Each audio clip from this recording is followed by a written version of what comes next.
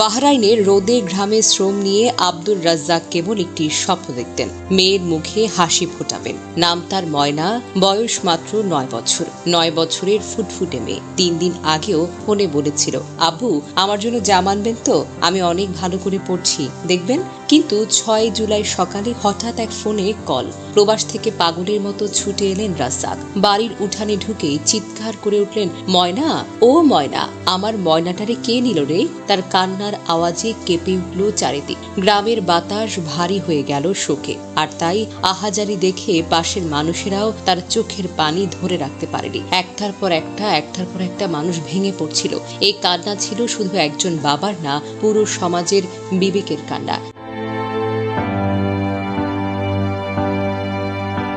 ব্রাহ্মণবাড়িয়ার সরাইল উপজেলার শাহবাজপুর ইউনিয়নের ছন্দুমিয়া পাড়ার এই শিশুটি ছিল তার বাবা আব্দুর রাজ্জাকের একেবারে কলিজার টুকরো। বাহরাইন প্রবাসী এই বাবা দূর দেশ থেকে কঠোর পরিশ্রম করে পরিবারের জন্য একটু সুখের আশা পাঠাতেন, কিন্তু ফিরে এসে তিনি তার পাননি প্রাণপ্রিয় মেয়েকে। ময়নার নিষ্পাপ জীবনটি নির্মমভাবে কেড়ে নিয়েছে কিছু নরপশু, যারা তাকে পর করে মসজিদের দ্বিতীয় তলায় ফেলে রেখে গেছে। এমন নৃশংসতা কোনো জাতির কাছে, বিবেকের কাছে লজ্জাজনক। আমাদের সমাজে একটা নাবালিকা শিশু কি নিরাপদ নয়?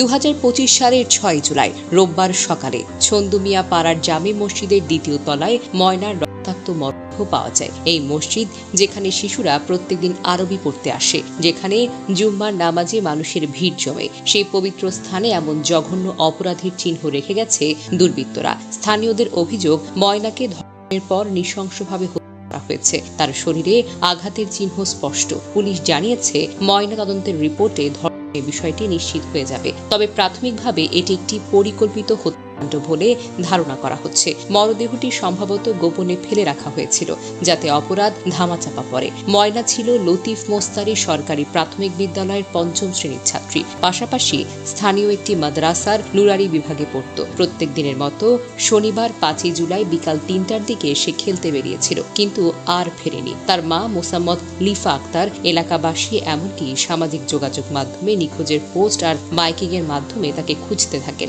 রাতে মা সরাইল থানায় একটি জিডি করেন, কিন্তু পরের দিন সকালে মক্তবে পড়তে আসা শিশুদের চিৎকারে ভেঙে যায় সব আশা। মসজিদের দ্বিতীয় তলায় একটি কক্ষে পড়েছিল ময়নার নিথর দেহ। ময়নার মা লিফা আক্তারের কান্না যেন থামছেই না। তিনি বলেন, আমার মেয়েটা কার কি ক্ষতি করেছিল? সে তো শুধু পড়তে চেয়েছিল, খেলতে চেয়েছিল, কেন তাকে এভাবে শেষ করে দিল? প্রবাস থেকে ফিরে আব্দুর রাজ্জাক যখন জানলেন তার কলিজার টুকরো আর নেই, তখন তার আর্তনাদ পুরো গ্রাম যেন স্তব্ধ হয়ে গেছে। একজন বাবার এই বেদনা কিভাবে সান্ত্বনা দেওয়া যায়? এই ঘটনায় পুরো এলাকায় চরম উত্তেজনা আর শোকের ছায়া নেমে এসেছে। স্থানীয়রা দোষীদের দ্রুত গ্রেফতার ও দৃষ্টান্তমূলক শাস্তির দাবি জানিয়েছেন। ব্রাহ্মণবাড়িয়া জেলা জর্জ কোর্টের আইনজীবী ও সরাইল উপজেলা বিএনপির সাধারণ সম্পাদক অ্যাডভোকেট নুরুজ্জামান লস্কর তপু ময়নার পরিবারকে বিনামূল্যে আইনি সহায়তা ঘোষণা দিয়েছেন, যাতে ন্যায় বিচার প্রতিষ্ঠিত হয়। সরাইল থানার ভারপ্রাপ্ত কর্মকর্তা মোরশেদুল আলম চৌধুরী জানান, পুলিশ ঘটনাস্থল থেকে আলামত সংগ্রহ করেছে এবং তদন্ত শুরু করেছে। প্রাথমিকভাবে দুজনকে জিজ্ঞাসাবাদের জন্য হেফাজতে নেওয়া হয়েছে। পিবিআই এর একটি দলও তদন্তে যোগ দিয়েছে।